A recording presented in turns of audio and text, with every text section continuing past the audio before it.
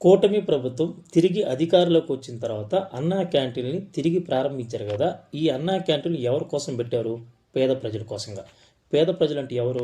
రోజుకి 200 రూపాయలు 300 రూపాయలు కూలి పని చేసుకుని సంపాదించుకునే వాళ్ళ కోసంగా పెట్టారు. అలాగే ముసలోళ్ళ కోసంగా పెట్టారు. కొడుకులు కూతురు చూడని వాళ్ళు ఉంటారు చూసినావా, రోడ్డు మీద ఉంటారు చూసినావా ముసలోళ్ళు, అలాంటి వాళ్ళ కోసంగా పెట్టారు.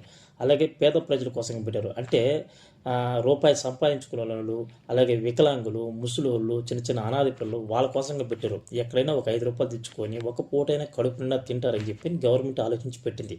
అంతేగాని డబ్బునోళ్ళ కోసం కాదు.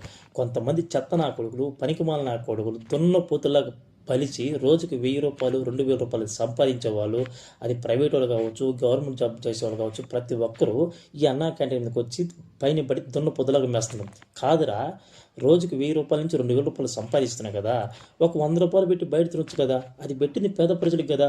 ఇప్పుడు ముసలోళ్ళు, వికలాంగులు కొంచెం లేటుగా రావచ్చు. వాళ్ళు వచ్చే లోపల మీరు పైన పడి దున్నపోతులాగా మేస్తే మరి పేద ప్రజలు ఎలా తింటారా? సంపాదిస్తున్నారు కదా, బయట తినొచ్చు కదా. ఈ అమ్మ చెత్త నా కొడకలరా, మరి ఇంత నికృష్టగా నీచుగా నీకు ఇంత దరిద్రంగా తయారైందిరా, నాకు అర్థం కాదు. అమ్మ చెత్త నా కొడక, మరి ఇంత కక్కుర్తు ఉండరా? 5 రూపాయలు నా కోసం కక్కుర్తి పడాలా?